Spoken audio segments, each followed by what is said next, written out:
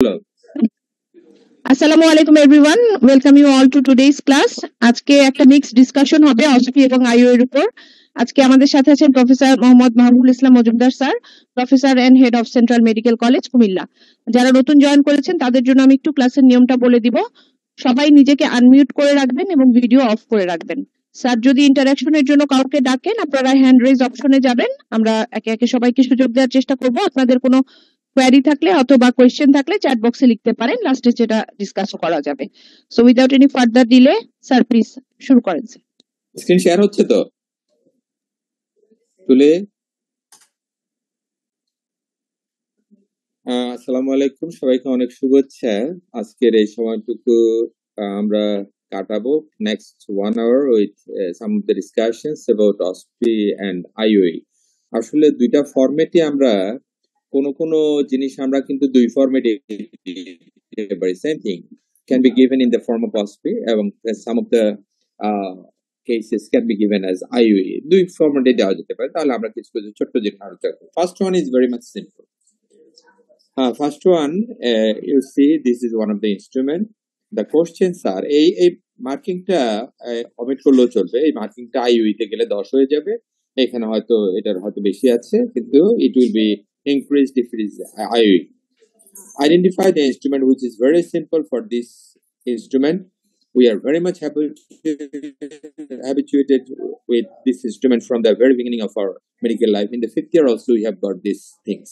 I think it is very much simple. তারপরেও আলোচনা করার জন্য mention 4 indications of its use. Second, and mention 2 important complications of the procedure. যদিও খুব একটা হয় না, তারপরেও important complication may be there. And mention the sides of the procedure. এটা কিন্তু আমরা মানে MBBS লেভেলও কিন্তু আমরা পড়েছি। সুতরাং সেক্ষেত্রে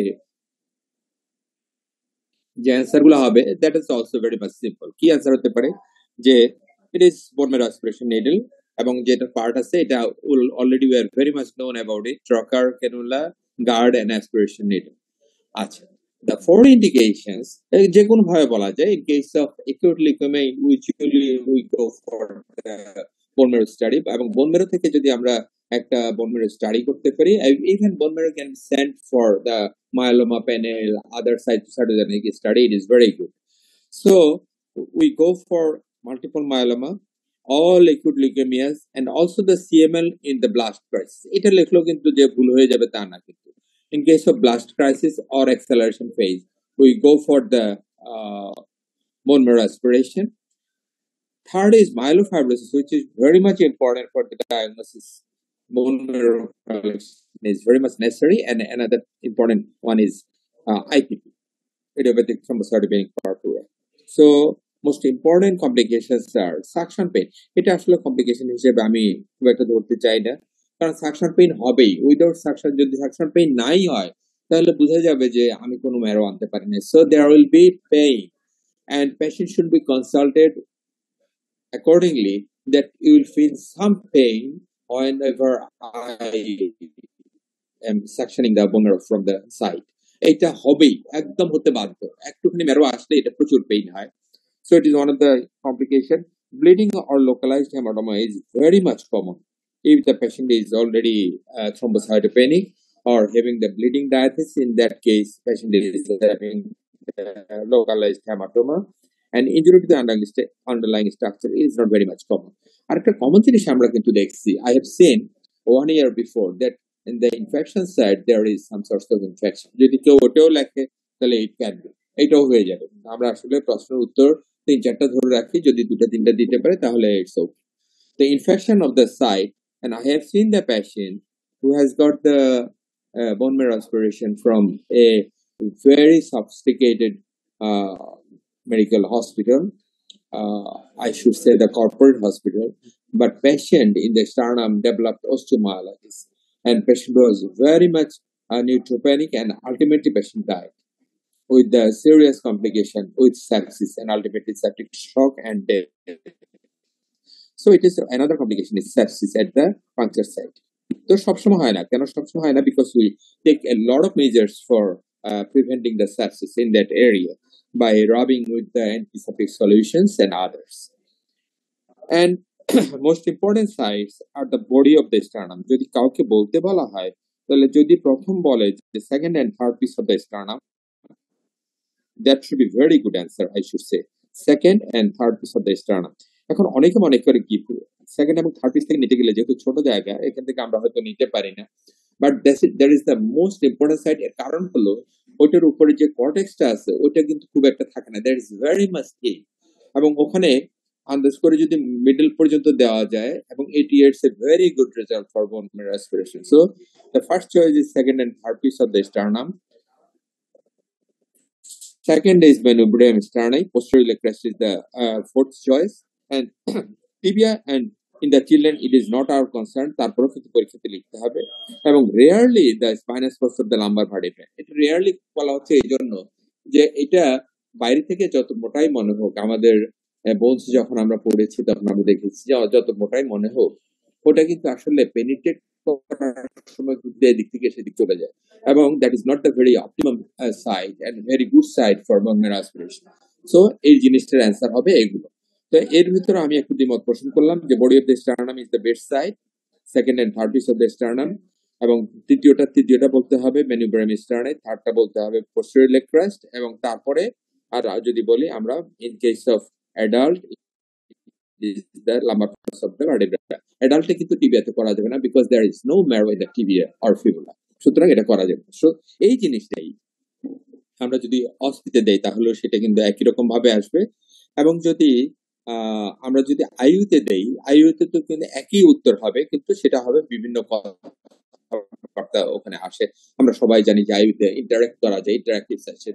সুতরাং ইন্টারেক্টিভ সেশনে আমার মনে হয় যে কথা যখন বলবো যদি প্রথমটাও বলি তাহলে প্রথমটা ঠিক দেওয়া হবে, দ্বিতীয়টা পরে বললাম তাও ঠিক দেওয়া হবে, কিন্তু সেখানে সিকোয়েন্সটা ওইভাবে একদম শক্ত করে মেনটেন করা হয় না। But if we go for the sequence of the site তাহলে বলতে হবে প্রথম বলতে হবে এটা দ্যাট শুড বি ফার্স্ট, এটা প্রথমে বলতে হবে এক নম্বরে, দ্বিতীয়টা বলতে হবে manubrium sterni 2 নম্বর, থার্ড বলতে হবে যে posterior leg crest, এবং তারপরে আসবে lumbar vertebra. Okay, that's all. Second, the station 2 is showing one of the ECG tracing, which is very much common occurrence in case of cardiology department as well as in the intensive care unit. আমাদের মনে হয় যে আমাদের সমস্ত doctor যারা internist হচ্ছে সবার কিন্তু একটা জিনিস জানা উচিত যে we have to go to the intensive care unit, সেখানে কিন্তু ভালো করে কনসাল্ট করতে হবে এবং এই ইসিজি গুলোর সাথে পরিচিত থাকতে হবে। যেহেতু এখানে একটা মনিটর থাকে আমরা এটা দেখে যাতে চট করে বলতে ফেলতে what is happening with the patient. তাহলে স্টেশন 2 তে আমরা এটা যদি আনি তাহলে আমরা কি কোশ্চেন আসবে যে 45 ইয়ার্স ওল্ড, এটা জায়গাতে হয়তো 55 দিলাম অথবা 65 দিলাম, anything can be. Women A survivor of cardiac arrest attended cardiology OPD of a tertiary level hospital with this ECG. Study the ECG and answer the following questions. List 5 important ECG findings. এটা একটা বড় question, সেখানে কিন্তু 1 2 3 4 5 IU হিসেবে আসলেও কিন্তু একই ভাবে আসবে, যতটা বলতে পারি ততটা নাম্বার পাওয়া যাবে। Write down the most likely ECG diagnosis. That is one. Mention two differential diagnoses of this ECG and write the definitive treatment of the patient. এটা হলো কোশ্চেন। এখন এটা যদি এটাতে থাকে তাহলে 5 নম্বর, আর আইইউতে থাকে এটা 10 নম্বর হয়ে যাবে। সেখানে কোশ্চেন হয়তো আর একটু স্ট্যাম্প বাড়তে পারে। So what are the answers?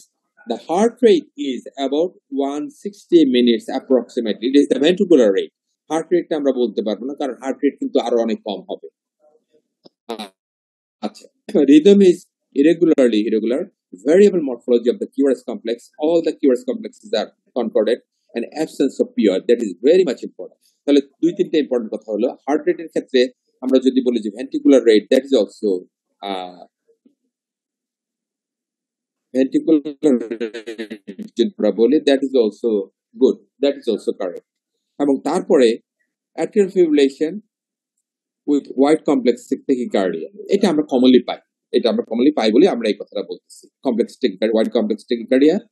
এবং তারপর যেটা বলবো যে WPW syndrome with atrial fibrillation, axillary pathway tachycardia, এটা বলতে পারি। atrial fibrillation with fast ventricular rate, যেখানে ব্লকটা কম থাকবে, with pre-existing LVDD অথবা polymorphic VT, সবই হতে পারে। polymorphic VT হতে পারে, atrial fibrillation with high ventricular rate, and pre-existing LVB থাকলে এইভাবে কিন্তু এটা আসে। আমরা কি করব? We have to go for the electrophysiological study with radio frequency ablation. এটা হলো সবচেয়ে বড় জিনিস। এটা না করলে কিন্তু এটা আসবে না। আমরা আসলে অ্যাট্রিক ফিব্রিলেশনে কি করি? আইইউতে আরো একটা কোশ্চেন থাকতে পারে যে আমরা আসলে যদি fibrillation হয় আমরা কি দিয়ে করি? Medical cardioversion we can go for the amiodarone. Amiodarone can be given with infusion pump. এটা করতে পারি। Amiodarone is very good drug. এবং এটা দিয়ে কেমিক্যাল আমরা এট্রিয়াল ফিব্রিলেশনটাকে কেমিক্যালি আমরা কিন্তু নিউট্রালাইজ করে ফেলতে পারি, নরমাল করে ফেলতে পারি। আর যদি না হয় সেই ক্ষেত্রে রেডিও ফ্রিকোয়েন্সি অ্যাবলেশন অথবা আমরা অন্য প্রসেসে যেতে পারি। তারপরে আরেকটা জিনিস, ইট ইজ ভেরি ভেরি ইম্পর্টেন্ট যে আমরা আসলে এখন তো অনেক কিছু করি না। In our training period, we have to go for the this instrument because in our country, because in 1991, 92, 93 এই সময়টাতে কিন্তু মানে ইয়া ছিল না, কি বলবো, FibroScan, ultrasonogram, that was not very much available at that time. We have to go for this needle and we have to use this needle for diagnosis of the pathology. I'm pathology for us. Look at the instrument and ready to give the answers to the question asked by the examiner. এটা আইইউর মত হতে পারে এবং সেটাতে আমাদেরকে answer দিতে হবে। তাহলে এটা কিন্তু আবার অপশন হিসেবেও এইভাবে দেওয়া যেতে পারে যে এটার পরে কি কি কোশ্চেন হবে। Identify the instrument. Very simple. Identify the instrument. What is the name of the instrument? এইভাবে আসতে পারে। Second, mention some real conditions in which the instrument is needed. তাহলে আমার ইন্ডিকেশনটা বলতে হবে যে কোন কোন কন্ডিশনে আমরা এটা। How do you evaluate the patient before the procedure? আমরা প্রসিডিউর আগে আমরা কি কি করব সেটা আমাদেরকে অবশ্যই দেখতে হবে। How will you monitor the patient after the procedure? তাহলে এটা একটা ইনভেসিভ প্রসিডিউর জন্য দরকার হয়, তাহলে আমাদেরকে আমাদের ইন্ডিকেশনগুলো ভালো করে জানতে হবে এবং তার সাথে সাথে আমরা কিভাবে করব এবং পেশেন্টটাকে ইভ্যালুয়েট করতে কিভাবে, so that there will be no complication, and how will you monitor the patient after the procedure, because আমরা প্রসিডিউর করার পরে some of the complications can occur, and so that we have to monitor the patient for the next 12 hours. তাহলে আমরা পরবর্তীতে অ্যান্সারে আসি কি কি answer হতে পারে। এটা ট্রু কাট বায়োপসি নিডল। এই ট্রু কাট বায়োপসি নিডলটা আমরা কিভাবে করব সেটা হলো, এখন রেনাল প্যাথোলজিটার জন্য ইউজ হয়, লিভারের জন্য খুব একটা ইউজ আমরা করি, কিন্তু this can be used for liver biopsy also. আমি কিন্তু অনেক লিভার বায়োপসি করেছি, আমার মনে হয় আমার ডিজার্টেশন ছিল এটার উপরে, so to diagnose the cirrhosis of liver and for the hepatocellular carcinoma we use this true cut needle for liver biopsy. Nowadays liver pathology can be seen with ultrasonogram and liver pathology can be seen with fibroscan, anything else. So it is not very much used with this. Nowadays it is used for the renal biopsy. একই কথায় দুইটার biopsy করার জন্য হয়। It is Tru Cut needle, very simple to use, and যারা একবার দেখেছে তারা আমার মনে হয় তারা এটা করতে পারবে। So what are the indications when we do this true cut needle application? আমরা তো কখন এটা করি? when we do the renal biopsy. These are the nephrotic syndrome in renal in children with atypical features or inadequate response. তখন দেখে নিতে হয় যে what type of nephritis this is. এটা কি স্টেরয়েড রেসপন্সিভ হবে না হবে না? আমরা জানি যে অনেক টাইপ অফ নেফ্রাইটিস আছে, সেইটাকে ভালো করে ডায়াগনোসিস করার জন্য we should do the renal biopsy. Proteinuria more than 1 gram per day, in that case the renal biopsy is very much important. Interstitial কোনো ডিজিজ আছে কিনা, নেফ্রাইটিস হচ্ছে কিনা দেখার জন্য। Hematuria of glomerular origin, we have to see for the SLE and other causes, এটা দেখার জন্য। Unexplained AKI in some of the patients and in case of CKD with normal size kidney, কারণ আমরা জানি যে সিকিডিতে কিডনিটা একটু শ্রিঙ্ক করে যায় except adult polycystic kidney disease, সেই ক্ষেত্রে আমরা এই পাঁচটা নিয়ে আসি যে renal biopsy আমরা তখন করতে পারবো। This is the indications. So what are the others? আমরা তখন কি করে আমরা এটাকে ইন্ডিকেশন আছে কিনা এটা জানবো। So what are those? Ultrasonography to ensure that two normal size non-obstructed kidneys, আমরা দুই পাশে ঠিক আছে কিনা আমরা দেখে নেব। স্টেরয়েল ইউরিন আছে কিনা অথবা ইউরিন কালচার করে দেখে নেব whether there is any sorts of infection is there in urine, so that we can avoid, we can control the infection, then we should go for the renal biopsy. control blood pressure. Blood pressure control is very much necessary in this patient. And last of all, which is very, very important, there is no bleeding diathesis or thrombocytopenia or coagulation disorder. We have to see, we have to correct these things, and we have to monitor these things. So, what are the things to be seen in the next 6 to 8 hours? আমরা 6 থেকে 12 ঘন্টা রেখে দিই কেন absolute supine bed rest for at least 6 to 8 hours. Monitor the blood pressure whether it is falling. কারণ আমরা যদি খুব বেশি ইনজুরি করি, renal vessel যদি ইনজুরি হয়, in that case there is chance of shock or blood loss and their shock in this patient. সুতরাং we should monitor the blood pressure hourly. Collection of the urine in separate containers to see the color of the urine, whether there is hematuria or not, and naked eye examination of the urine for hematuria. আমরা naked দেখতে পারি, অথবা যদি একটু সন্দেহ হয়, in that case we can go for the microscopical examination of this patient to exclude the hematuria which is induced by the renal biopsy. সুতরাং আমাদেরকে তখন এটা অন্যভাবে আসতে পারে যে আমরা কতক্ষণ দেখবো, আমরা 6 থেকে 12 ঘন্টা এটা অলরেডি হসপিটালে রেখে দেই টু সি দ্য কমপ্লিকেশনস। এবং আমরা কি করি, মনিটর দ্য ব্লাড প্রেশার, কতক্ষণ পর পরে মনিটর করব, collection of the urine in separate containers in different hours, hourly আমরা এটা নেই, and the examination of the urine for haematuria. So station 4 এটা একটা এক্সরে, আর এক্সরে আমরা বিভিন্ন ভাবে দিতে পারি। It is very simple X-ray. এই এক্সরেটা যেটা দেখা যাচ্ছে, আমার মনে হয় এটা মানে বলার কোনো দরকার নেই, এটা এক নজর দিলে এটা ডায়াগনোসিসটা হয়ে যায়। তাহলে হোয়াট ইজ দিস? তাহলে কোশ্চেনটা থাকবে, a 65 years old man, the 65 years বলা হয়েছে এই জন্য যে higher age having this sorts of diseases is present. Higher age present with macroscopic hematuria. Study the X-ray of this patient and answer the following questions. What are the following questions? Write down the important radiological findings. Radiological finding কি কি আছে? First of all, we have to mention the pathology which is present in the X-ray. Pathology গুলা বলবো, তারপরে dot dot দিয়ে আমরা সোজা বলে দিব যে other findings are normal. Mention 2 findings you may get on the abdominal examination. যে আর abdomen examine করে আর কি কি পেতে পারি আমরা বলে দিব, যে abdomen-ও এটার কিন্তু রেস্ট থাকতে পারে, there may be something else in the abdomen, তখন আমরা এটা বলবো। And mention 5 investigations that may identify the etiology. এটা 5 ইনভেস্টিগেশনের জন্য 5টা নাম্বার দেওয়া থাকে। সুতরাং ইন্টারঅ্যাক্টিভ যদি হয়, না হয়, সেই ক্ষেত্রেও কিন্তু এটা হতে পারে ইন্টারঅ্যাক্টিভ। প্রথম, the multiple oil defined multiple একটা কথা গেল, এটা বলতে হবে oil defined rounded shadow, এবং কেউ কেউ এটাকে বলি যে কি বলি, যে অনেক নামে বলতে পারে, rounded shadow, small shadows, cannonball shadows, of variable size involving all zones of both lung field. এটা প্রত্যেকটা ভাগ করে পড়ে একটা একটা করে আইইউ থাকলে কি হবে, যে মাল্টিপল বললাম এটার জন্য একটা কোর্স একটা নাম্বার চলে গেল, ওয়েল ডিফাইন্ড নাম্বার চলে গেল, রাউন্ডেড নাম্বার চলে গেল, variable size involving all the Jones end of both lung fields. প্রত্যেকটা কথা বলার জন্য আলাদা আলাদা করে নাম্বারগুলো সেট করা থাকে। এবং আমরা যদি অসুবিধা বলি, সেক্ষেত্রে কিন্তু একই কথা বলতে হবে, সবগুলা পয়েন্ট উল্লেখ করতে হবে। তাহলে কি কি হতে পারে, আর কোথায় কোথায় থাকতে পারে, আমরা অ্যাবডোমেন যদি এক্সামিন করি, there may be unilateral renal mass.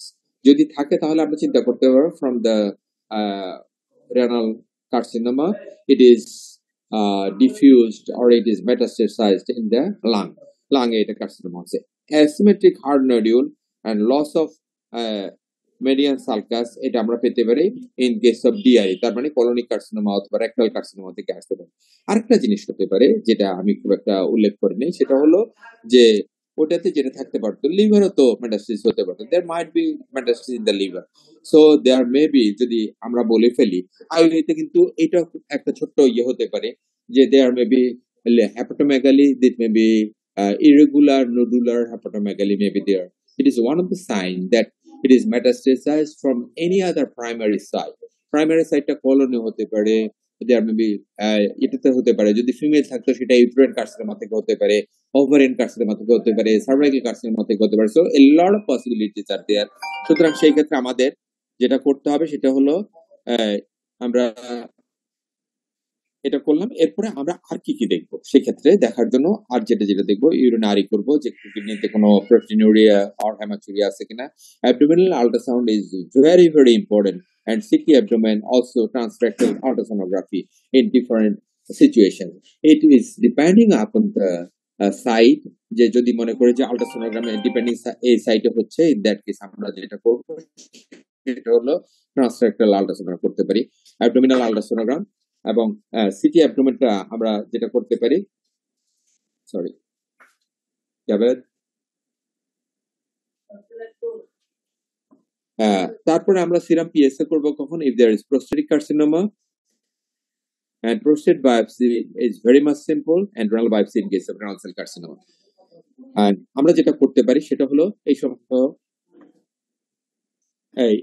other investigation we can go for seeing the primary origin. প্রাইমারিটা বের করতে হবে এবং তার সাথে সাথে whether there is any secondaries or not, আমরা এটা করার জন্য এই জিনিসটা করে নিতে পারি। তাহলে কি করব? আমাদের first suspicion site is it can be case of renal carcinoma, আমরা এটা মনে করতে পারি। প্রোস্টেটে হতে পারে, তারপরে প্রোস্টেটের জন্য আমরা এই ইনভেস্টিগেশন গুলো করব। এবং আমরা অ্যাবডোমেনে যেটা পেতে পারি, অ্যাবডোমেনে আমাদের কি থাকতে পারে? অ্যাবডোমেনে থাকতে পারে যে অ্যাবডোমেনে মেটাস্টেসিস থাকতে পারে, অ্যাবডোমেনে যে কোনো একটা অর্গান থেকে প্রাইমারি আসতে পারে। So we can go for this ultrasonogram, CT আর transrectal ultrasonography, we can go for that. তারপরে স্টেশন 5 আরেকটা স্টেশন, সেখানে বললো যে স্টাডি দ্য ফটোগ্রাফ। এটা কিন্তু আমরা সবাই বুঝবো যে study the photograph of the leg of 50 years old man with the following questions. এটা দেখে আমরা কি মনে করবো? উইথ দ্য ফলোইং কোশ্চেন গুলা কি আমরা আসি, ছবিটা আবার দেখে নিলে হবে। দিস ইজ দ্য পিকচার, আমি হয়তো সামনে যাবো। Mention the important observation of this photograph. এটা ইম্পর্টেন্ট অবজারভেশনটা লাগবে, এটা দুই ভাবে থাকতে পারে একই রকম। What is your diagnosis? এটা একটা কথা যেহেতু একটা নাম্বারই এখানে থাকবে। Mention 4 treatment options of the patient and write 3 complications which may arise in this case. এইভাবে নাম্বারগুলো ভাগ টাগ একটু এদিক সেদিক হতে পারে, but the questions are this overall question. So mention the important observation of the photograph. তাহলে কি হতে পারে? মাল্টিপল আলসার্স, এখানে কিন্তু আমরা বড় বড় দুটি আলসার দেখছি, সাইডেও কিন্তু আলসার আছে, over the right medial malleolus, above the with the granulation tissue and fibrin exudate. আবার আমি দেখাই জিনিসটা, এই যে দেখো, এই যে একটা এখানে কিন্তু আমি দেখাই দিচ্ছি, এই যে একটা আলসার, এই যে একটা আলসার, তারপরে এখানে একটা আলসার। সো মাল্টিপল আলসারস আর দেয়ার, এই জন্য বলা হচ্ছে ভেরিয়াস সাইজ এন্ড শেপ। এবং তার উপরে এই যে এখানে কিন্তু গ্রানুলেশন টিস্যুটা আছে, এই যে এখানে কিন্তু গ্রানুলেশন টিস্যু আছে। সুতরাং আমরা বলবো যে গ্রানুলেশন টিস্যু এখানে দেখা যায়। তারপর আমরা পরের কথায় যে ফিব্রিন এক্সুডেট, আসলে যেটা আছে ফিব্রিন এক্সুডেট কোথায় দেখা যায়? এই যে এখানে ফিব্রিন এক্সুডেট দেখা যায়, এই যে এখানে। তাহলে আমরা ফিব্রিন এক্সুডেটটা দেখতে পাচ্ছি। এবং তারপরে যেটা shiny and hyperpigmented skin, সেটা কেমন করে দেখছি? এই যে এখানে around this area there is hyperpigmented skin area এবং skin is very much shine. তারপর আসি mention 4 treatment options of this patient and 3 complications. Treatment option কি হবে? মাল্টিপল আলসারস, স্যার এটা বললাম। তাহলে এটা কি নিচের দিকে কি হয়? Usually venous ulcer. এছাড়াও অন্য অনেক কিছু হতে পারে। আর কি হতে পারে? এটা আমি যেটা বলবো যে it can be a case of venous ulcer, এটা হতে পারে। And it can be a case of other things also. কি হতে পারে? স্কিন টিউবারকুলোসিস হতে পারে, অ্যাক্টিনোমাইকোসিস হতে পারে। সুতরাং আমরা যখন আইইউ বলবো, আমরা আইইউ বলার সময় কিন্তু খুব সাবধান থাকবো যে আমাদের মনে যাতে থাকে যে সিম্পল অ্যান্সার না হয়ে এখানে ডিফারেন্সিয়াল ডায়াগনোসিস চাইতে পারতো। বলতে তো what are the differential diagnosis, সেক্ষেত্রে we have to say that it is venous ulcer, it can be actinomycosis, it can be tuberculosis, like this. সুতরাং এটাও বলতে পারতাম। তারপর আসবে যে what we should do. We should go for the dressing, we should go for the antibiotics, which antibiotic is very much important. The surface infection is very much sensitive with the penicillin, and if there is penicillin resistant beta-lactam producing organisms, in that case beta-lactam is inhibitor drug should be added. leg elevation-টা আমরা করব যাতে করে fibrin exudate এবং এডেমাটা যাতে কমে যায়। Graduated compression stocking and surgery and skin grafting যদি একদম না যায়, যদি ফিব্রিন এক্সুডেটটা চলে যায়, তারপরে গ্রানুলেশন টিস্যু আসে, দেয়ার উইল বি উন কন্ট্রাকশন হবে, কন্ট্রাকশন পরেই আমরা কিন্তু স্কিন গ্রাফটিং এ যাব। কখনো কখনো প্রশ্ন করা হয় যে স্কিন গ্রাফটিং এ কখন যাবা? তখন কিন্তু এখানে আসবে। তারপর আমরা যেটা করব সেটা কোশ্চেন আসছে ফোর্থটা, আমাদের কোশ্চেন ফোরটা ছিল right three complication that may arise in this case. তাহলে তিনটা এই কমপ্লিকেশন গুলো কি কি? এখানে সেলুলাইটিস হতে পারে, এখান থেকে ইনফেকশনটা it can spread upwards and downwards can give rise to cellulitis. It can go in the deeper part to give the osteomyelitis in this patient, and graduated compression stocking দিলে সেখানে অ্যানোক্সিয়া হতে পারে, hypoxia হতে পারে, there may be anoxic ulcer and Marjolin ulcer can be there. সুতরাং এই সমস্ত কিছু মাথায় রেখে এই ছবিটার উত্তর দিতে হবে। স্টেশন 5 এখানে কিন্তু আরেকটা জিনিস হতে পারে, সেটা হলো যে আমাদের সিটি থাকে, মাঝে মাঝে কিন্তু এমআরআই থাকে। সুতরাং আমাদেরকে এটা সম্পর্কে কিন্তু জ্ঞাত থাকতে হবে, because CT and MRI nowadays is very much common. আমাদের সময় যেটা ছিল, we passed with the x-ray and some of the x-rays are absolute now, যেমন বেরিয়াম মিল x-ray এখন কিন্তু করা হয় না, but we are going for the endoscopy, we are going for the CT scan. আগে সিটি স্ক্যান খুব একটা ব্রেইনের হতো না। তখন কি ছিল, তখন আমরা যেটা করতাম সেটা হলো এনকেফেলোগ্রাম করতাম, ডাই দিয়ে এনকেফেলোগ্রাম করা হতো। তখন কিন্তু ব্রেইন একটা টিউমার ডায়াগনোস করার জন্য এনকেফেলোগ্রাম করা হতো, তারপরে এনকেফেলোমায়োগ্রাম করা হতো, কিন্তু আজকাল এটা করা হয় না because of the advent of the CT and MRI. So we have to be acquainted with the CT scan. So what is the picture? এই দেখো এখানে কিন্তু অনেকগুলো হাইপারটেন্স শ্যাডো আছে। সুতরাং it is very simple, I should say simple CT scan of the brain. So it is TS, it is not the LS. তারপর কোশ্চেনটা আসবে, a 40-year-old man presented with the emergency department in an unconscious state, কিন্তু আগে বলে দিলাম যে তার কনসিয়াসনেসটা কম, এটা কিন্তু আমাকে ডিরেক্ট করে দিল, without any history of trauma। আর তাহলে ট্রমা থাকলে কি হতে পারতো? ট্রমা থাকলে কিন্তু সাবডুরাল হেমাটোমা হতে পারতো, এক্সট্রাডুরাল হেমাটোমা হতে পারতো, কনকাশনের জন্য কিন্তু ওখানে হেমাটোমা হতে পারতো ইন দ্য অপোজিট সাইড। তাহলে এটা কিন্তু আমি আগে বললাম no history of trauma is there. An emergency CT scan of the brain was done and the study of the photograph and study the photograph and answer the following questions. What are the questions? Mention 3 abnormalities in the CT scan. আমি কিন্তু already আগে দেখাই দিয়েছি যে abnormality কোনটা abnormality হলো this, এটা কিন্তু একটা অ্যাবনর্মালিটি, এটা কিন্তু আমাদেরকে অবশ্যই পরীক্ষার সময় বলতে হবে what are the abnormalities. Second abnormality হলো এই যে এটা নাই, কিন্তু এদিকে কিন্তু আমরা ভেন্ট্রিকেলটা দেখতেছি, দ্য ভেন্ট্রিকেল হিয়ার ইজ ইফেসড। এটা থার্ড বলতে হবে যে এখানে সোজাসুজি যদি আমরা করতাম, এটা কি করতাম, এইভাবে করে একটা লাইন টানতাম, মিড লাইন। এখন এই মিড লাইন সম্পর্কে দেখতে হবে যে মিড লাইনটা কোন দিকে চলে গেল, এটা আমাদেরকে জানতে হবে। তাহলে আমি already I have told the abnormalities, then mention 5 points in the history which may help in reaching the diagnosis. তাহলে হিস্ট্রি নেওয়াটা খুব important in this patient. The history তো পেশেন্ট দিবে না, in this case the attendant or third party history is very much important in this case. Third party history নিতে হবে and mention the 3 cerebral complications. আমরা already বলে দিচ্ছি যে এটা সেরিব্রামে হয়েছে, কিন্তু এই কথাটা বলার অর্থ হলো সেরিব্রামে এই কমপ্লিকেশন। তাহলে কি কি বলবে যে one of the hyperdense shadow অথবা হিমোরেজ বলতে পারে, হাইপারটেন্স শ্যাডো এটা হিমোরেজের জন্য হয়েছে in the left thalamic region or basal ganglion thalamic region, thalamo capsular ganglion region অথবা গ্যাংলিয়ন থ্যালামিক রিজন, যেটাই বলি আমরা, অনেক কিছু আছে, তারপর ক্যাপসুল আছে, বেজাল গ্যাংলিয়া আছে, এই গ্যাংলিয়নিক রিজনে হয়েছে।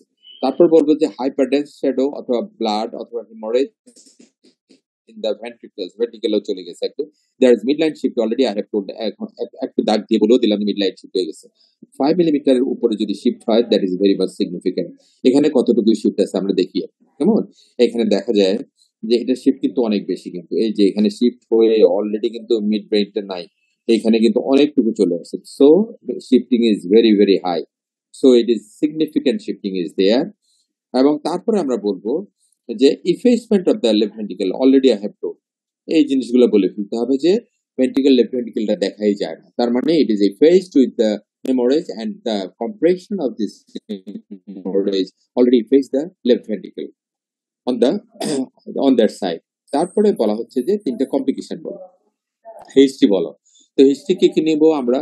এখানে কিন্তু এই যতগুলো আছে এর ভিতরে 5টা আইইউতে যদি থাকে, 5টা যে কোনো 5টা বললেই নাম্বার কিন্তু 5টা চলে আসবে। So we have to seek the history of patient বলতে পারবে না, we have to take the third party history. Third party history is very much important. History of smoking, এটা যদি নাও বলো কিছু আসে যায় না, but diabetes mellitus is one of the concomitant condition comorbidity which is related with the cerebral hematoma or intracerebral hemorrhage. Hyperlipidemia is one of the important cause. Arteriovenous malformation, history suggestive, এটা কিন্তু যদি থাকে কি হয়, recurrent hematoma develop করে, recurrent attacks of hematoma formation is there if there is arteriovenous malformation. In that case we have to go for the MRA. সুতরাং আমরা ওটাও বলবো যে আগে কোনো কিছু হয়েছিল কিনা। Polycystic kidney disease is one of the concomitant factor for giving hypertension. সুতরাং আমরা যদি বলি যে পলিসিস্টিক কিডনি ডিজিজ ছিল কিনা ওটা যদি বলেন তাহলে হাইপারটেনশনটাতে রিলেটেড হবে। Family history of stroke, in some cases family history is related. History of anticoagulant therapy, আমরা জানি যে a lot of patients in our country having the cardiac disease like the ISD patient will be stanting, ISD patient will CABG is taking mucosporin, ticagrelor or any other drug. So clopidogrel, these drugs. সুতরাং আমরা even so anticoagulant history and antiplatelet history অথবা thrombolytic therapy, both all these things are very important. যদি হার্টে কিছু হওয়ার পরে যদি এটা হতো তাহলে আমরা বলতাম যে thrombolytic therapy পরে হয়ে গেছে। And blood dyspraxia in some of the patient, and we have a lot of patient with aplastic anemia, acute leukemia, and patient, I have seen a lot of patient with myelofibrosis even. They come with blood dyspraxia and intracerebral hemorrhage. And substance abuse, especially the cocaine abuse, is very much related with high blood pressure. Cocaine. Well, আমাদের সাথে cocaine নেই. No, in our country, a lot of patients have got substance abuse with cocaine, with amphetamine. Amphetamine use তো এত বেড়ে গেছে আমাদের দেশে যে the history of amphetamine should be taken. That is ইয়াবা, amphetamine. তাহলে কোকেন কিন্তু আমি অলরেডি আগে বলে দিছি কোকেনের কথা। Cocaine is very much important because in cocaine taking patients or substance abuse with cocaine has got history of high blood pressure. কোকেনে কিন্তু বেশি থাকে।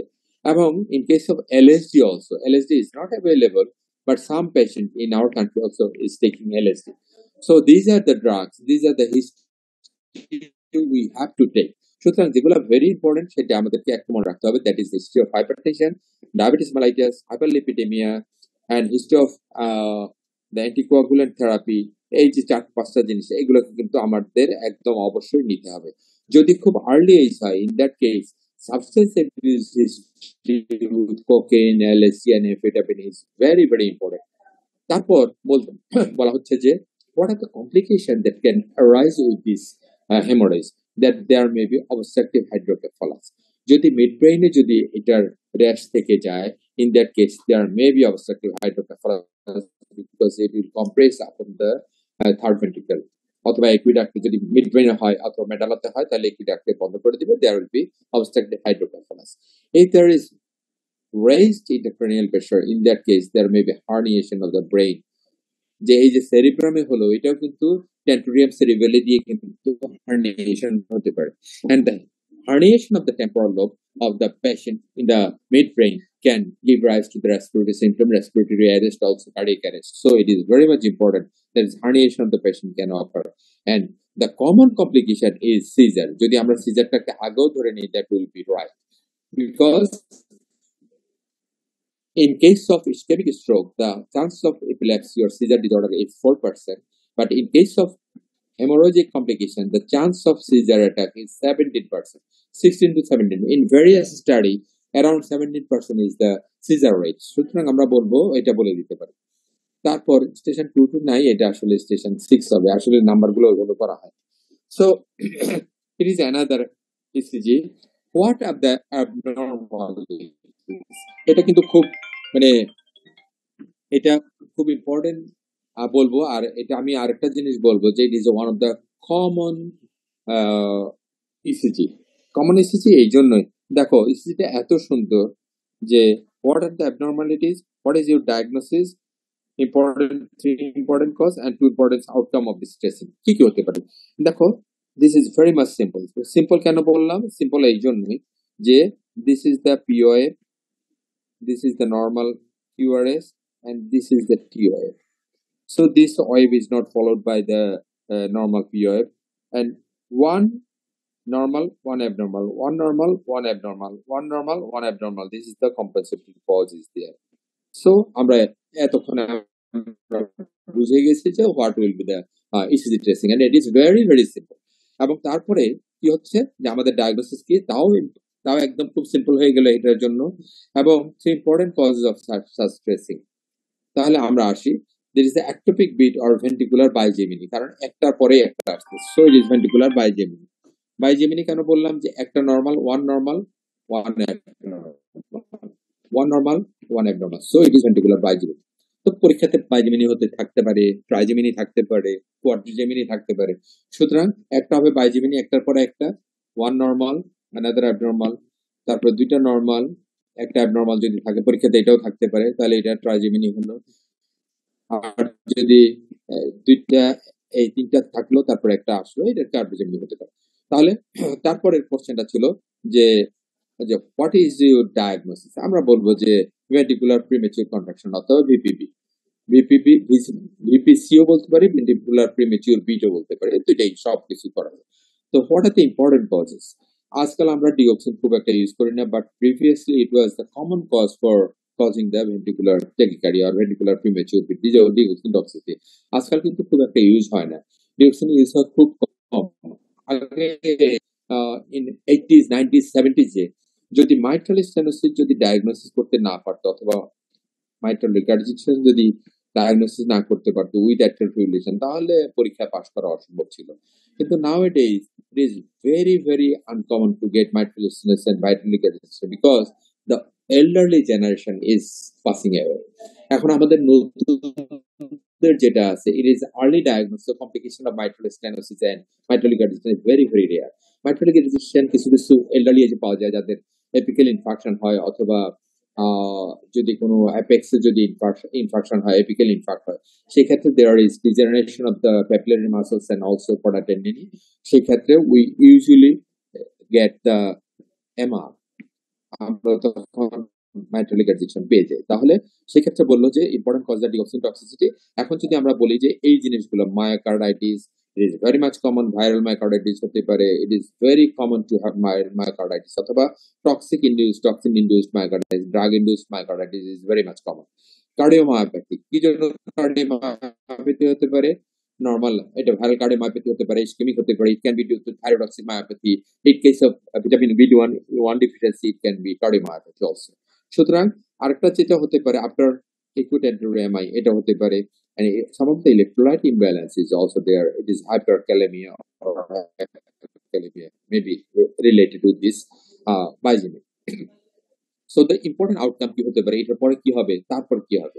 এই জন্য আমরা বলি একটা ভেন্ট্রিকুলার প্রিমেচিউর বিট যদি থাকে, যদি এভাবে চলতে থাকে, ultimately they will go for bigeminy, trigeminy, quadrigeminy, then it will proceed to torsades de pontis এবং ultimately they will go for ventricular tachycardia VT, which is very very fatal condition.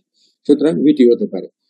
The other arrhythmia can occur, heart failure can occur with the ventricular tachycardia and others, and other type of heart block may occur for the shake of the patient. কেন? যদি বেশি বেশি উপর থেকে যদি কোনো impulse চলে আসে, in that case there may be heart block also to minimize the high ventricular rate, এটা হতে পারে। সুতরাং আমরা বলবো যে ইম্পর্টেন্ট আউটকাম গুলো হলো এইটা।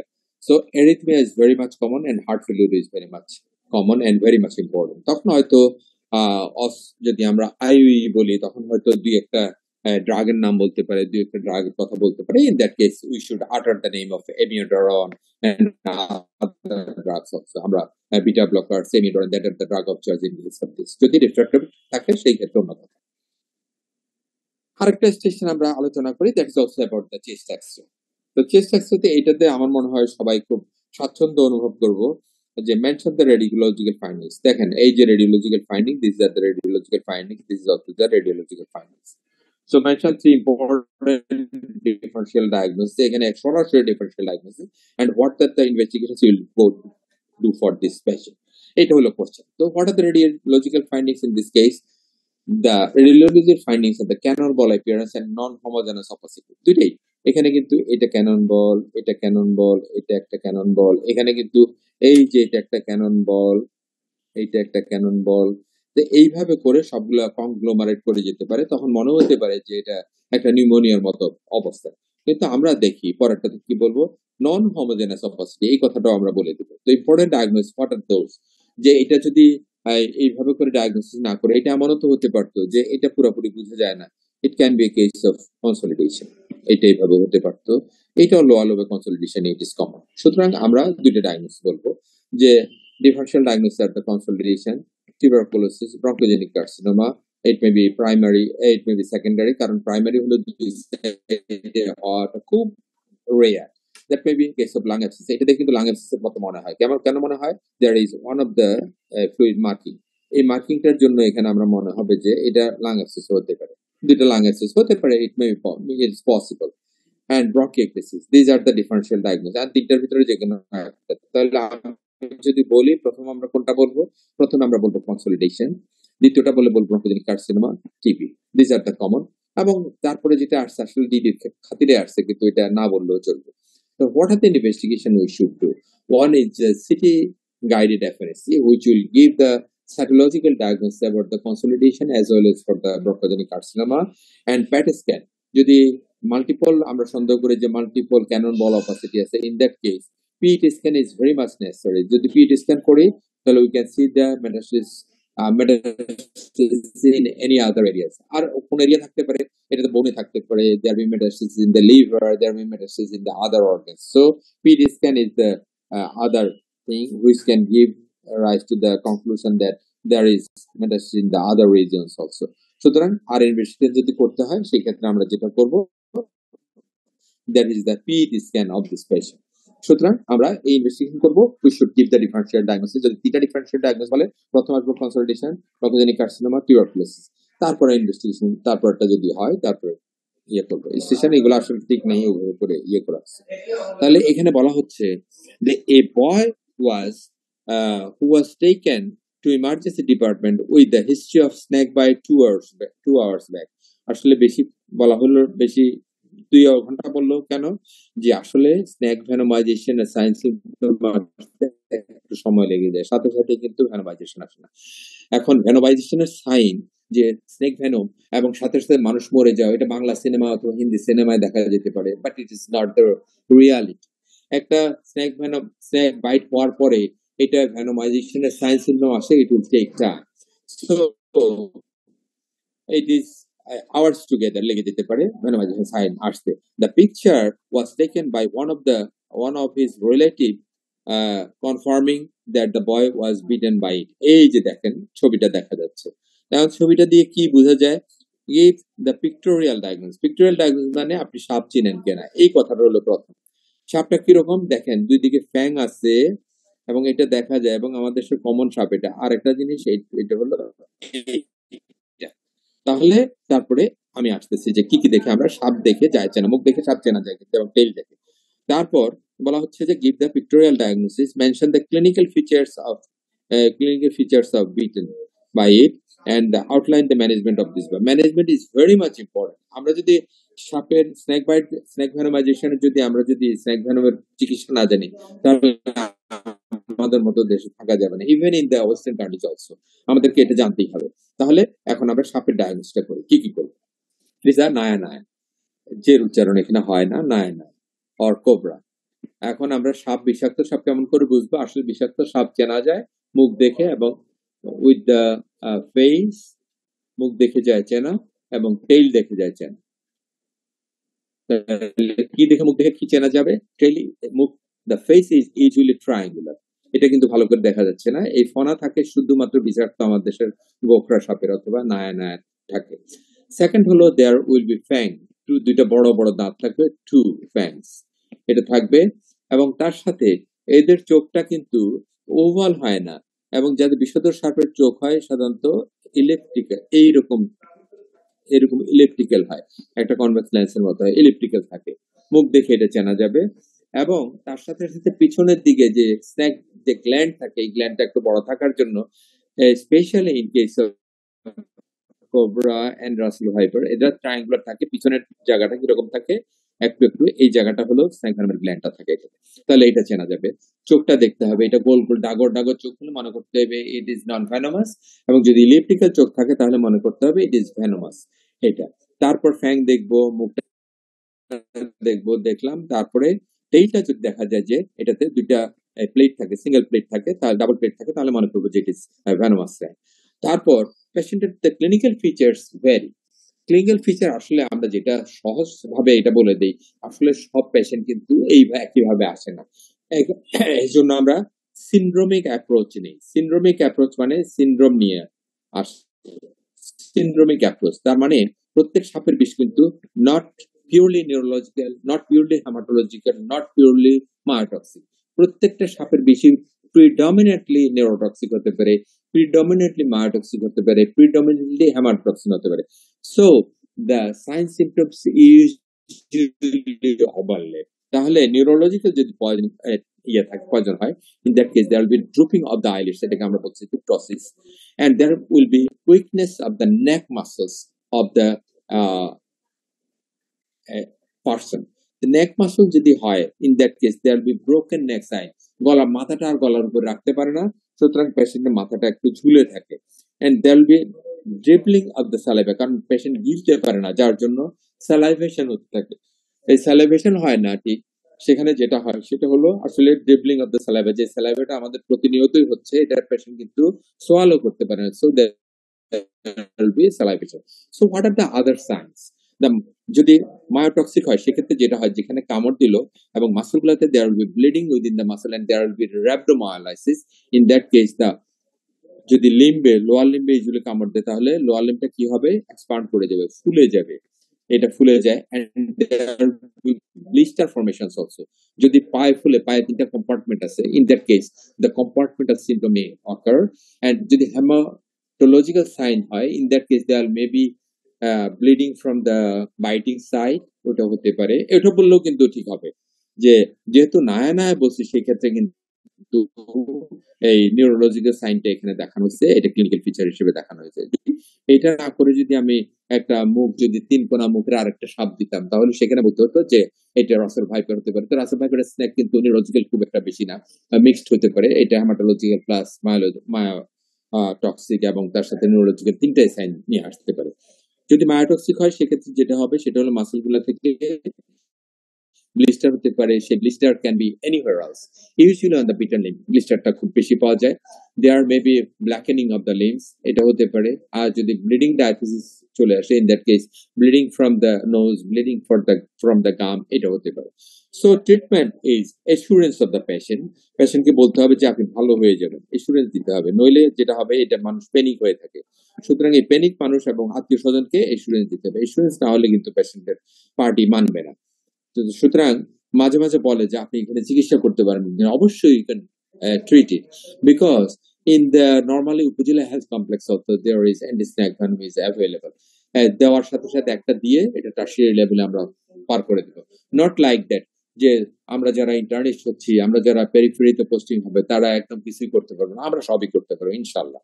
কিন্তু we have to send the patient to the tertiary care hospital. Cannot tertiary care hospital, যে patient might have got some sorts of respiratory failure, এটা হতে পারে, মেজর ব্লিডিং ডায়াথিসিস হতে পারে, কম্পার্টমেন্টাল সিনড্রোম হতে পারে, এটা কিন্তু আমরা গ্রামে করতে পারবো না। সুতরাং we have to refer the patient to tertiary level hospital. Atropine hospital, যদি fitness, anti-tetanus venom should be given if risk of coagulopathic mechanical ventilation should be given to this patient. তাহলে it is very simple for us to maintain a patient with the snake venomization. আমরা সেখানে টিটেনাসটা আমরা কেন দিব যে আসলে snake বাইটিংটা হয় কোথায়, সাততলার উপরে কেউ কামড় দেয় না, এটা বেহুলা লক্ষিন্দরের ঘর না যে সেখানে আমরা দিব। সেই গল্প, সেই বাস্তবতা ফেলে দিয়ে আমাদের দেশের বাস্তবতাটা হলো এটা কামড় দেয় কোথায়, যে একটা অড প্লেসে। অড প্লেস মানে আমরা হয়তো বাগানে যাই, সেখানে কামড় দেয় বেশি, খেতে খামারে কামড় দেয়, there is mud contamination is very very high, and with mud contamination there may be infection with the Clostridium tetani, which is very much common. আমাদেরকে একটা টিটেনাস ভ্যাকসিনেশন করতে হবে। And ultimately, if the patient is having coagulopathy, they should be treated in the tertiary level hospital with the blood transfusion and other factors transfusion. And if the patient is having the respiratory failure, patient should be given mechanical ventilation. সুতরাং এটাকে আমরা যদি বড় করি IU এর জন্য, সেটাও আমরা বড় করতে পারি। সেই ক্ষেত্রে কিন্তু বলবে যে ঠিক আছে, for other snake bite, what are the syndromic approach, what are the symptoms, what are the symptoms that can be found in the case of snake venomization. সেখানে কিন্তু নিউরোলজিক্যাল সাইন না, সেখানে মায়োটক্সিক সাইন, সবকিছু সাইন বলতে হবে।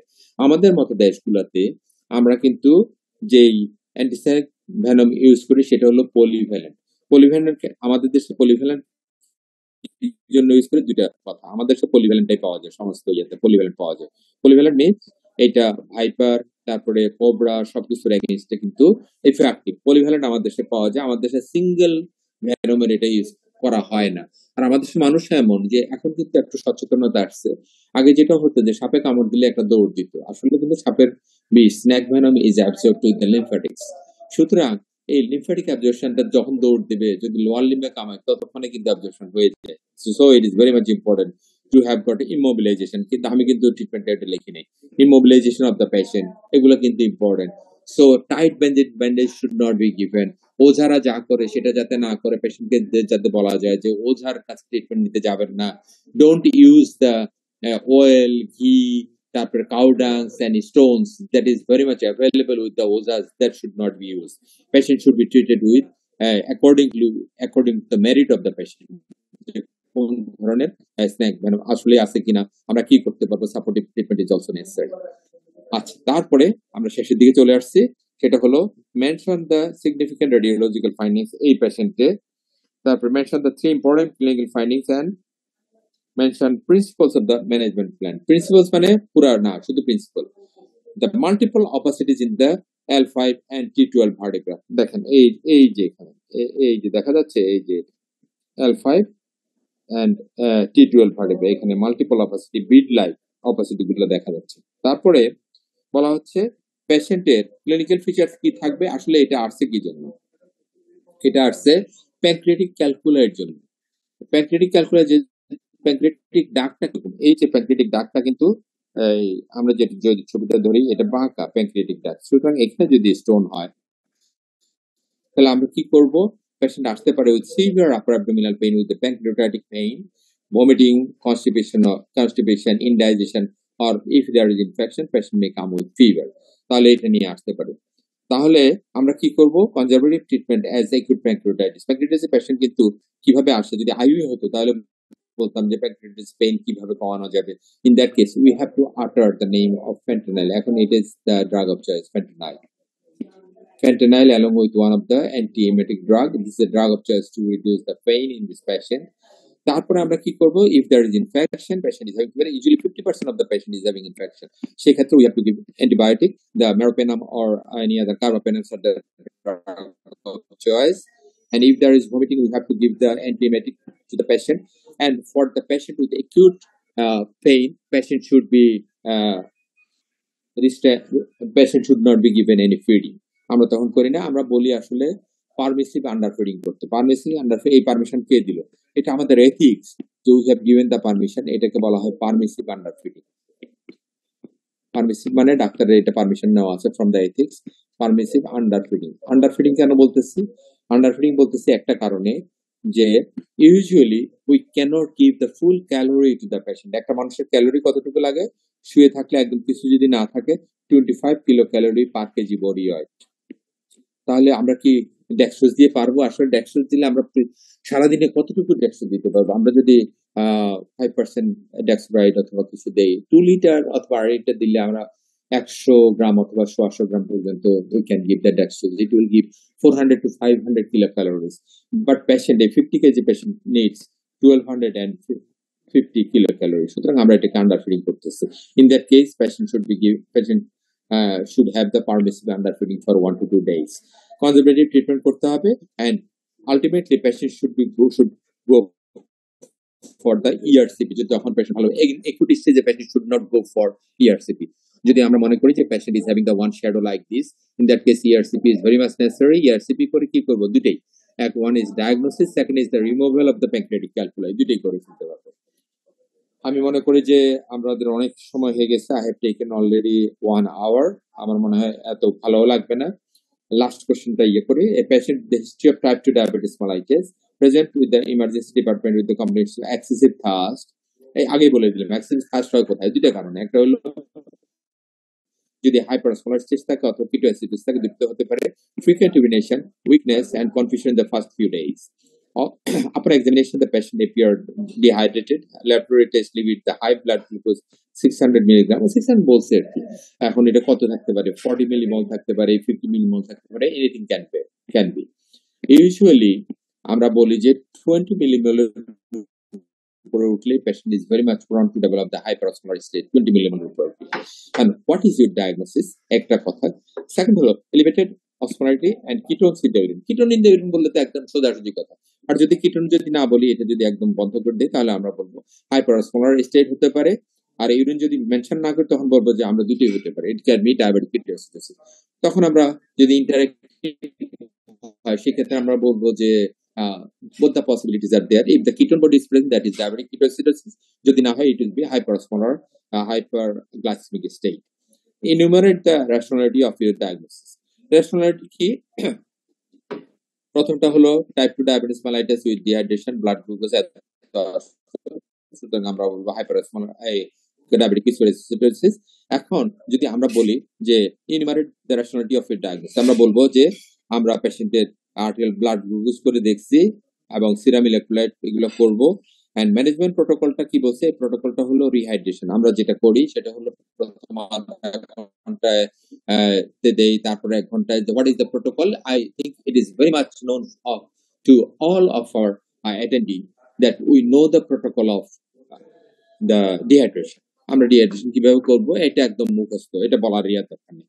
Correction of the hyperglycaemia initially 10 unit দিয়ে তারপরে 6 unit করে দিতে চলতে থাকবো until the blood glucose level is 15 millimole. ওই সময় আমরা কি করবো? একটা ব্লাড ইলেক্ট্রোলাইট করবো, দেখবো যে হাইপোক্যালেমিয়া হচ্ছে কিনা। যদি হয়, পটাশিয়াম দিব এবং তখন আমরা নর্মাল ডোজটা শুরু করে দেবো। Treatment of the underlying infection, patient যদি জ্বর থাকে আমরা অ্যান্টিবায়োটিক দিব and underlying condition should be same. এখন সেই ক্ষেত্রে আমরা যেটা করবো সেটা হলো, যদি জ্বর দেখা যায়, যদি জ্বর থাকে পেশেন্টের, ultimately if the patient comes with fever, at least 2 samples of the blood should be sent. Blood sample পাঠাইতে হবে কি জন্য? Blood for culture and sensitivity should be sent from different sites for culture and sensitivity, and the monitor and assess the cardiovascular symptom and pulmonary and renal function. আসলে renal functionটা দেখার দরকার, কারণ usually patient comes with the acute kidney injury, or some of the patient with CKD in the diabetic patient come with AKI on CKD. সুতরাং আমাদেরকে ওটা maintain করতে হবে। যেহেতু পানি চলে গেছে, there is dehydration in this patient, we have to correct the dehydration first, and then the patient, if the patient is having the infection and others, we should go for the inotropic agent. Otherwise, যদি হাইপোভলিউম থাকে, volume control করে দিতে হবে, then we should come with the others. আরো অনেক question আছে, I am not going for with that. I think it is more than sufficient with 1 hour. যে এটা কি, এটা অলরেডি আমাদের জানা, it is one of the best policy, এটা আমরা জানি, এটার আর দরকার নাই। এটা আসছে। একটা জিনিস জিজ্ঞাসা যে আমরা স্টেরয়েড কতক্ষণে আসলে দেই? After 48 hours we usually don't give the steroid in this patient. কতটুকু স্টেরয়েড দিতে হয়? আমরা বিভিন্ন হিসাব আছে। এটা হলো ডেক্সামেথাসোন যদি আমরা দেই তাহলে 0.5 মিলিগ্রামের ডেক্সামেথাসোন আমরা 4টা করে দেই দিনে 3 বার for 5 days. এটা ইকুইভ্যালেন্ট প্রেডনিসোলন দেওয়া যেতে পারে, অন্যান্য ড্রাগও দেওয়া যেতে পারে, ইকুইভ্যালেন্ট ডোজ দেওয়া যেতে পারে for 5 days. এখন এখানে কিন্তু আইইউএ যদি থাকতো তাহলে জিজ্ঞাসা করতো যে এটার ফেইটটা কি। আসলে ফেইট আমরা ভাগ করি 80 10 10, একদম মনে রাখার জন্য। 80% usually come back within 6 weeks to 6 months, 10% within 1 year, এবং বাকি 10% usually do not come back. এটা কিন্তু ভালো হয় না। সুতরাং এটা আমরা জিজ্ঞেস করতে পারি, যদি আইইউই থাকে তাহলে এই সমস্ত আনসার আসতে পারে। আর কিছু যাব না, এগুলো অনেক অনেক কোশ্চেন। সুতরাং I am not going for that. I am not prolonging the session. If you have got any question, I think you will ask it. And it is one of the nice session. I was for the last 1 hour I am with you. Thank you very much. for being with me.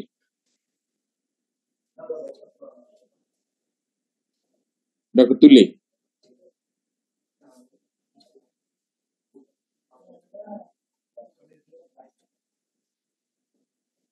Hello, আমি কি screen শেয়ারটা বন্ধ করব?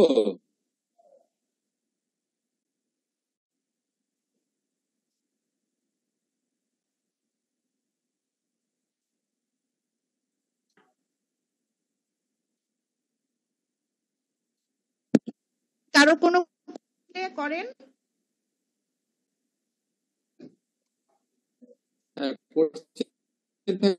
Question invite করো, question আমরা ইয়ে করবো ইনশাআল্লাহ।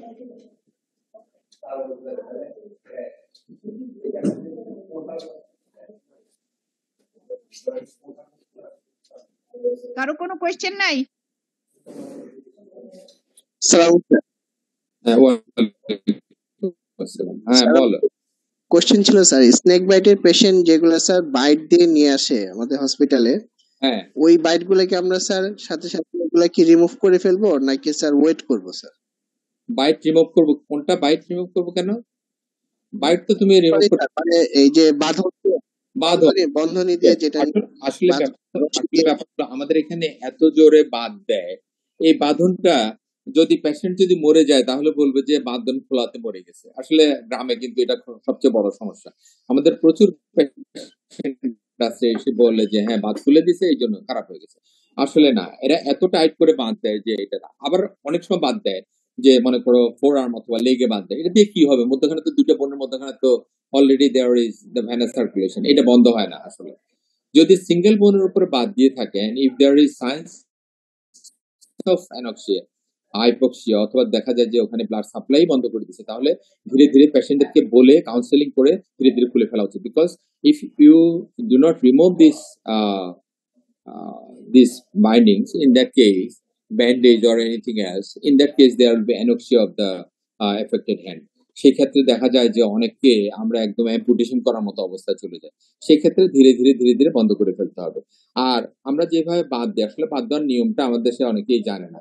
এই জন্য স্নেক বাইট যারা পেশেন্ট থাকে, এই জন্য আমাদের কিন্তু স্নেক বাইট অ্যাওয়ারনেস একটা ডে আছে। ওই ডেতে আমরা কিন্তু সবাইকে শেখাই, একদম টাউন হল গুলোতে, এখানে আমাদের অনেক কুমিল্লাতে কিন্তু আমরা অনেকগুলো স্নেক বাইট অ্যাওয়ারনেস প্রোগ্রাম করেছি, অনেক মানুষ ছিল ওখানে। এখন তখন আমরা ওখানে দেখিয়ে দিয়েছি যে বাইটিংটাতে এইভাবে করে বাঁধ দিতে হবে, যে আর্টেরিয়াল সার্কুলেশনটা থাকবে, শুধু ভেনাস সার্কুলেশনটাকে আমরা মিনিমাইজ করে দিব এবং তাকে ইমোবাইলাইজ করে দিব। আমাদের এখানে আসলে বাঁধটা ধীরে ধীরে খুলে ফেলা উচিত, কারণ বাদ দিয়ে কিন্তু খুব একটা ইয়ে করা যায় না। ইন দ্যাট কেস আমরা যদি দেখি যে পেশেন্টের ভেনোমাইজেশন সাইন চলে আসছে, আমরা পেশেন্টকে কিন্তু স্ন্যাক ভেনম দিয়ে দিব। ওটা করলে বাঁধটা খুলে দেওয়া খুব একটা মানে ব্যাপার না, আমরা খুলে দিতে পারি। গ্রামে আসলেও আমরা আস্তে আস্তে খুলে দিব, কারণ অলরেডি কিন্তু আমরা যেভাবে বাদ দিই সেভাবে কিন্তু পেশেন্ট একদম গ্যাংগ্রিন হয়ে যায়। Some of the patient requires amputation in some of the cases. আমরা পেশেন্ট দেখছি এমন যে পেশেন্টের পা কেটে ফেলতে হয়েছে, অ্যানোক্সিয়া, পেশেন্টের পা নষ্ট হয়ে গেছে, গ্যাংগ্রিন হয়ে গেছে, এমন ভাবে বাদ দিচ্ছে, অথচ the snake venom was not there, the bite was due to non venomous snake. সুতরাং আস্তে আস্তে আমরা এটা খুলে দিব, আমরা অবশ্যই এটা রাখবো না। আর এটা রাখলে যেটা হয়, ভেনাস স্ট্র্যাঙ্গুলেশন হয় এবং পেশেন্টের কিন্তু অ্যানেক্সিক ইনজুরি গুলা মাসল এবং অন্যান্য টিস্যুতে বেশি হয়, আমরা রাখবো না। আমরা যেটা ট্রিটমেন্ট করা দরকার সেটা ট্রিটমেন্ট দেবো with due consultation with the parties. এটা না করলে যেটা হয়, গ্রামের ক্ষেত্রে যেটা হয় সেটা অনেক কেওস হয়, কিন্তু এটা কনসাল্ট করে আমার মনে হয় করা উচিত। আমরা তো আসলে এখানে আসলে খুলে দিতে হবে, টার্সিয়ারি লেভেল হসপিটালে কোনো সমস্যা নেই, এটা করা যায়, কিন্তু গ্রামে কিন্তু একটু বুঝে শুনে তারপর খুলতে হবে। Next. Thank you sir. Sir আরেকটা কোশ্চেন ছিল স্যার, মানে যদি একবারে পেশেন্টের যদি কোয়াগুলোপ্যাথির মানে সম্ভাবনা থাকে স্যার, সেক্ষেত্রে কি ইন্ট্রামাসকুলার টিটানাস ইনজেকশন কি দেব স্যার নাকি sir with due rationality intramuscular আমরা দিব। ইন্ট্রামাসকুলার দিলে যেটা হয়, যদি কোয়াগুলোপ্যাথি ডেভেলপ করে যায় already, in that case IM কোনো ইনজেকশন দেওয়া কোনো উচিত না। এর কারণ হলো আমরা কিন্তু টিটানাসটা মেইনটেইন করতে পারি। আমরা যদি একটা পেনিসিলিন দিয়ে রাখি তাহলে তো আর টিটানাসটা দিতে হবে না, even metronidazole. Clostridium tetani will not grow. এখন কিন্তু পেনিসিলিন না দিয়ে বলে মেট্রোনিডাজল দেওয়ার জন্য, আমরা কিন্তু অনেক মেট্রোনিডাজল দিয়েছি এটার ক্ষেত্রে টিটেনাস না হওয়ার জন্য, টিটেনাস পেশেন্টকে আমরা মেট্রোনিডাজল দেই। সুতরাং আমার মনে হয় যে কোয়াগুলোপ্যাথি যদি থাকে, যদি দেখা যায় যে ফ্রেশ ব্লিডিং এর চান্স আছে, in that case IM injection should be avoided, কারণ আইএম ইনজেকশন হলে there will be development of the local haematoma, ওখানে হ্যামাটোমা হয়ে যেতে পারে। সুতরাং এটা যে ফিজিশিয়ান সে বুঝবে, যদি কোয়াগুলোপ্যাথি থাকে, ব্লিডিং ডিসঅর্ডার, ডায়াবেটিস থাকে, আন্দাজে কিন্তু আমরা ফুটা করবো না, কোনোখানেই করবো না। এটা একদম কমন সেন্স। এটা ভালো প্রশ্ন যে আমরা দিব কিনা, দিব না, আইএম দিব না, কিছুই করবো না। ইন্টারভেনাস একটা অ্যাক্সেস রাখবো, ইন্টারভেনাস অ্যাক্সেস যা দেওয়ার দরকার ওটা দিব। Thank you sir. আচ্ছা, স্যার আমরা অ্যান্টিভেনম হাইস্ট কতবার দিতে পারবো স্যার? 400 পর্যন্ত দেওয়া যায়, কোনো সমস্যা হয় না, লাগে না, এতটুকু লাগে না। আর যেটা মরার, এটা কিন্তু আসে দেরি করে। কিরকম আমি বলি, আমাদের দেশের মানুষরা আগে কিন্তু ওঝাকে দেখায় খুব বেশি, আজকাল একটু প্রবণতা কমে গেছে, চলে আসে তাড়াতাড়ি। So Ojha treatment always delays the treatment in the tertiary level hospital.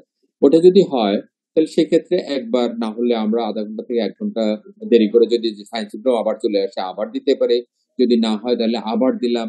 যদি দেখা যায় ইন দ্যাট কেস আমরা অনেক সময়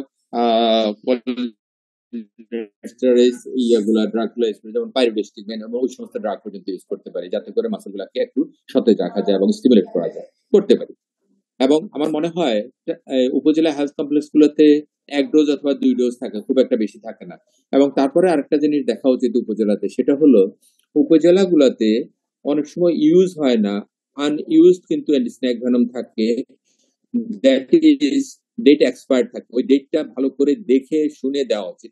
এবং যেহেতু আমরা আধা ঘন্টা থেকে 1 ঘন্টার ভিতরে এখনের যে আমাদের যে ট্রান্সপোর্ট আছে, ওটাতে কিন্তু আধা ঘন্টা 1 ঘন্টার ভিতরে ডিস্ট্রিক্ট লেভেল হসপিটাল অথবা টার্সিয়ারি লেভেল হসপিটালে আমরা যেতে পারি। যে কোনো লেভেল হসপিটালে গেলে তখন তো তারা যদি দরকার হয় 2nd dose, 3rd dose, 4th dose দিয়ে দিবে, কোনো অসুবিধা হবে না। তোমার রাখতে হবে যে 1 ডোজের বাইরেও আমরা দিতে পারি, বাস শেষ, দ্যাটস সাফিসিয়েন্ট। আমাদের অনেক পেশেন্টই আসে যে মাঝে মাঝে 1 ডোজ দিলে সাফিসিয়েন্ট হয়ে যায়, কারো 2 ডোজ 3 ডোজ পর্যন্ত লাগে, এর বেশি খুব একটা লাগে না।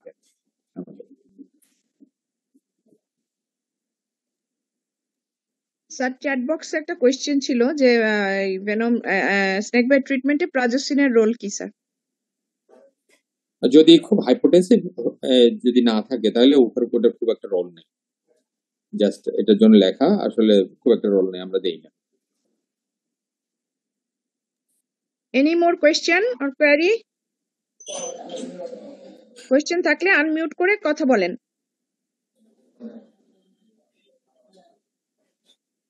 আর বোধহয় স্যার খুব কোয়েশ্চেন নাই।